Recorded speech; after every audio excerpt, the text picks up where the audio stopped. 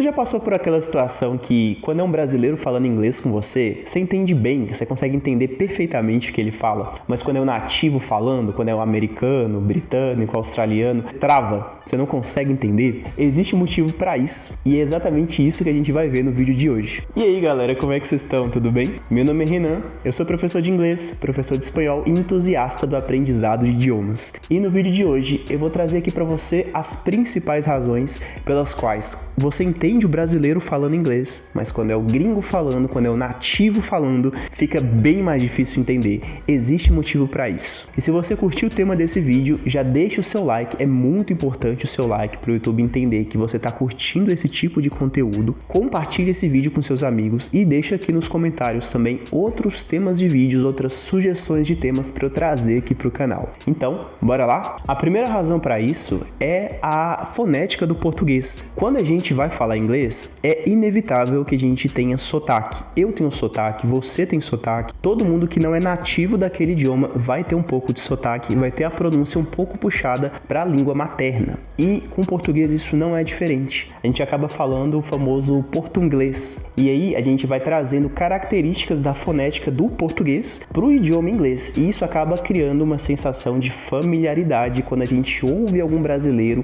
falando inglês. Uma característica muito forte aqui dessa fonética do português, meio que emprestada para o inglês, é a tendência que nós brasileiros temos de adicionar um i ou um e no final de palavras do inglês que tem consoantes mudas, como por exemplo Facebook. A gente vai falar Facebook. Ou, por exemplo, o verbo to talk. A gente vai dizer to talk. A gente vai tender a colocar um i no final, porque no português não é comum palavras terminarem assim com consoantes mudas. Soa estranho, soa esquisito para o nosso cérebro a gente ver palavras como talk, walk. É estranho, é esquisito. Então o nosso cérebro ele tenta preencher essas lacunas com o que seria mais natural para o português brasileiro, que é adicionar aqui uma vogal no final dessas palavras. Então a gente vai ouvir muito o brasileiro pronunciar essas palavras como walk, talk, baf, etc. Então é normal, a gente vai ouvindo brasileiros falando, pronunciando essas palavras, e a gente também vai internalizando dessa forma.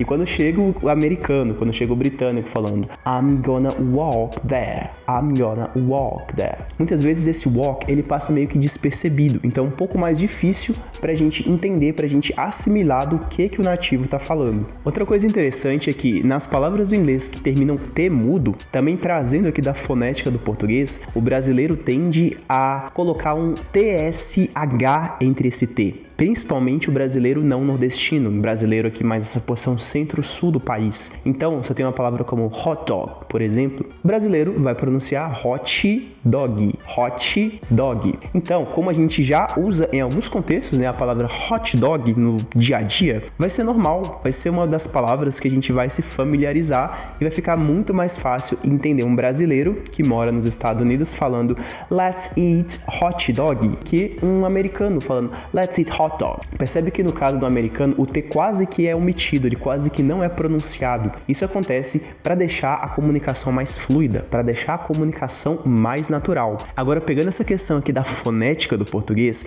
e colocando numa frase inteira em inglês. Eu tenho aqui a frase I want to talk with you. I want to talk with you. Percebe que o T de want eu quase não pronuncio, é como se eu estivesse ligando o want com o to. Want to. I want to talk with you. A maioria dos brasileiros vai pronunciar essa frase mais ou menos assim: I want to talk with you. I want to talk with you. Want, colocando esse T, C, H, I aqui no final da palavra. To talk, colocando I, with, colocando aqui um I, também um F, né? Esse som de TH ele também não existe no português, então é natural a gente colocar aqui um som mais próximo do que a gente entende, como por exemplo um som de F, e with you.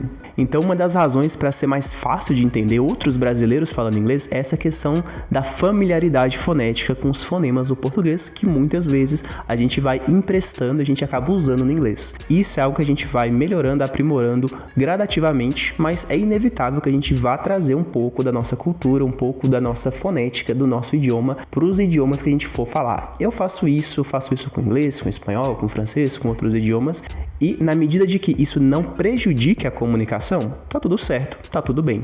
Motivo de número 2, e esse aqui é muito interessante, que é a familiaridade com certas palavras e a preferência dos brasileiros com palavras específicas em relação a outras que são mais naturais do inglês. O que acontece, galera, é que o português é uma língua latina, então a gente tem palavras que são palavras em comum com várias outras latinas, por exemplo, inteligente, inteligente, no espanhol, entre vários outros exemplos. O que acontece é que o inglês é uma língua germânica, é uma língua que vem de outra família, só que por questão de influência do Império Romano, essas línguas germânicas, elas também têm algumas palavras de origem latina, elas pegaram emprestado palavras que também têm origem latina, como por exemplo, intelligent. Então, se eu escuto um brasileiro falando aqui naturalmente inglês, vai ser mais normal, mais comum, mais fácil para o brasileiro usar palavras que já têm aqui uma origem comum, que tem uma origem latina, para a comunicação no dia a dia, enquanto que um nativo não necessariamente vai usar essas palavras. Quer ver um exemplo interessante? Eu tenho a frase aqui, I am very intelligent and responsible. Percebe que aqui eu tenho duas palavras muito parecidas com as palavras do português, intelligent, inteligente, responsible, responsável. Mas não necessariamente o nativo americano, britânico, etc., vai usar exatamente essas palavras. Ele pode muito bem usar I'm very smart and reliable. Então percebe que eu tenho aqui duas palavras bem parecidas com o português, intelligent, responsible, e no inglês eu posso ter sinônimos, como por exemplo smart and reliable. Isso acontece o tempo todo quando a gente ouve falantes não nativos de inglês, não só brasileiros, mas latinos no geral, usando essas palavras que puxam mais para o latim, que são palavras de conforto, palavras mais simples, palavras mais intuitivas. Um outro exemplo legal, tem aqui o exemplo da frase I need to finalize the document. I need to finalize the document. Enquanto que o nativo pode muito bem usar I need to wrap it up. I need to wrap it up. Wrap up seria o mesmo que finalizar. Ou então,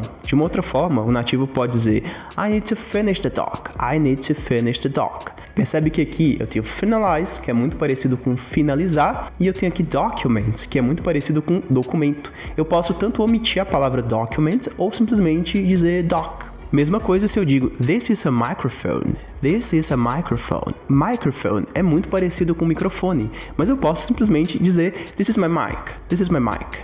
Esse aqui é um microfone, que ele é uma abreviação de microfone. Se eu tô aqui no dia a dia e alguém fala mic, this is my mic, eu não vou necessariamente pensar que ele tá falando que esse é o microfone dele. Então a gente tem várias dessas situações no inglês em que o latino, o brasileiro vai preferir usar o alfabeto latino, vai preferir usar os termos de origem latina, e o gringo e o falante nativo não necessariamente. Uma outra coisa que pode acontecer são as omissões. Então o inglês falado na vida real, o nativo ele tende a omitir muitos termos. Então eu tenho aqui a frase I would like to participate in this activity. Eu gostaria de participar dessa atividade. Enquanto que o gringo ele pode muito bem dizer I wanna join in.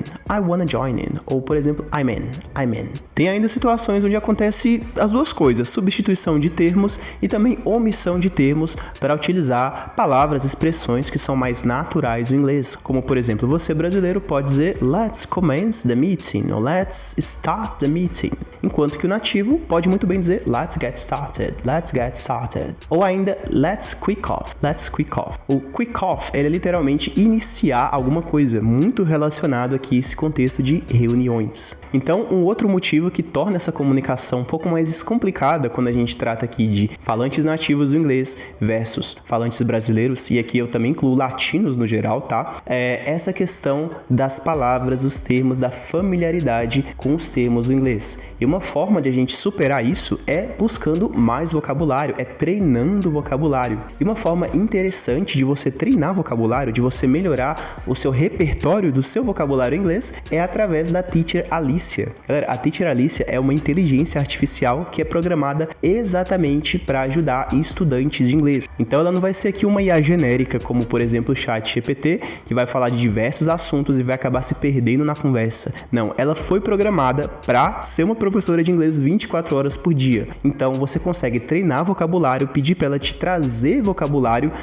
mais avançado, pedir para ela avaliar o seu inglês, inclusive mandar áudios para ela, ela vai ouvir os seus áudios, ela vai avaliar e ela vai dar o feedback dela dos seus áudios. Então você tem uma parceira de conversação, uma professora e também uma pessoa que vai te dar feedbacks 24 horas por dia sobre o seu inglês. Então, se você curtiu, se você tem interesse, clica aqui no link para você conhecer a Teacher Alicia e conseguir melhorar o seu repertório de inglês, o seu vocabulário e treinar o seu inglês de uma forma muito mais em conta e de uma forma muito mais prazerosa, muito mais divertida. Então, clica no link aqui embaixo para você conhecer a Teacher Alicia, que eu tenho certeza que ela vai te ajudar a melhorar e muito o seu inglês. Terceiro motivo pelo qual a gente tende a entender melhor os brasileiros falando inglês e não tanto os gringos é a questão da clareza e da fluidez. Quando a gente vai aprender inglês, principalmente questões de pronúncia do inglês, é muito natural, e isso aqui é inevitável, galera, é muito natural que a gente vai tentar falar tudo certinho, a gente vai tentar pronunciar cada uma das palavras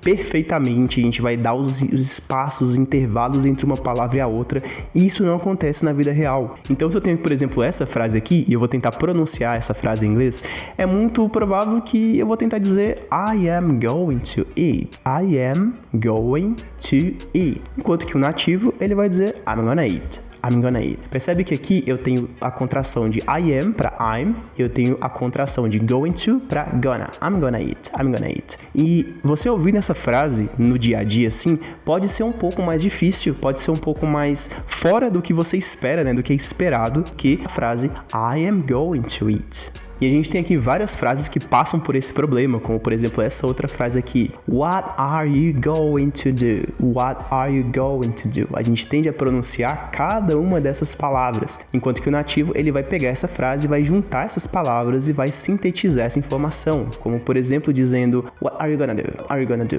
What are you gonna do? Então, em vez de o nativo falar What are you going to do? Ele vai dizer Are you gonna do? What are you gonna do? What are you gonna do? Muitas vezes ele vai até sintetizar mais essa frase, vai falar alguma coisa como What are you gonna do? What are you gonna do? Então, isso é muito normal, isso é a regra, isso a gente também faz no português. Eu vou falar como é que você tá, em vez de como é que você está. Ou em vez de falar vamos ao cinema, eu vou dizer bora no cinema. Então, a gente também tem isso no português. O gringo, o nativo americano que tá aprendendo português, ele também tende a falar dessa forma mais engessada, dessa maneira mais formal. Você provavelmente já deve ter visto isso. E é a coisa mais normal do mundo. Porém, nós, falantes nativos, a gente tende a suprimir muitas palavras, a gente tende a deixar a comunicação mais fluida. Então, além de deixar essa comunicação mais fluida, né, além de encurtar aqui as palavras, também é comum que o gringo, ele vai literalmente cortar palavras, porque o próprio contexto, ele já traz a informação para a pessoa. Então, em vez de o gringo falar Do you want to come with me? Ele vai dizer Do you wanna come with me? Do you wanna come with me? Ou simplesmente Wanna come?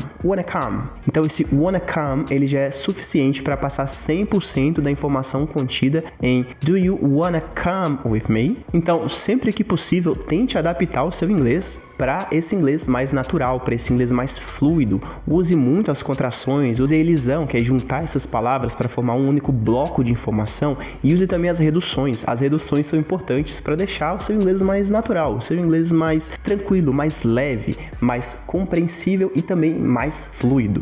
E se você chegou até aqui, no final do vídeo, eu vou deixar aqui como recomendação um vídeo que eu falo quais são os 5 principais idiomas para você aprender nesse ano de 2025. Quais são os idiomas que estão em alta, os idiomas que vão realmente te ajudar no mercado de trabalho, te ajudar com as questões de viagens, com comunicação internacional, entre vários outros aspectos. Então, terminou esse vídeo, clica aqui para você conhecer os 5 idiomas essenciais para você aprender nesse ano de 2025. Então é isso, galera. Esse foi o vídeo de hoje. Espero que vocês tenham gostado e eu vejo vocês no próximo vídeo.